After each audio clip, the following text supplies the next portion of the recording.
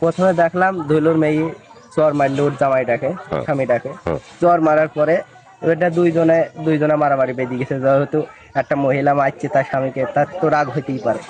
দিয়ে পাড়ার মানুষ যাই হোক ওদের ঠেকাইলো। ওর বাড়ি থেকেও ধুলোর ছোট মেয়েটা এসে ঝেঁটা দিয়ে মারতে শুরু করলো।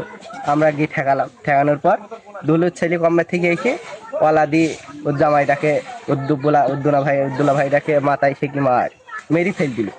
এটা ধুলোর মেয়েটা কমে থেকে হেসু বের করে এসে কোপ মারতে আইছে। আমরা যাই হোক ঠেকালাম। সেই অবস্থায় ধুলো এসে বুকে 1 লাখ ছোঁয়া অবস্থায়। পানি খাইতে হবে না, পানি দিন না। ঢাপে পড়েন তো চাইতে 15 জন পরে সাইডে বুঝতে পারবি। মারবি কেন? আমি সেই কথাটা বলছি, মারবি না কেন? মারবি না কেন?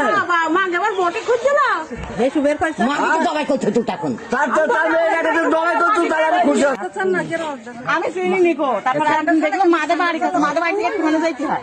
মারবি না কেন? আমি বলছি মারবি না কেন? তার তো অন্যায় নেই। আমি বলছি অন্যায় নেই। তোমার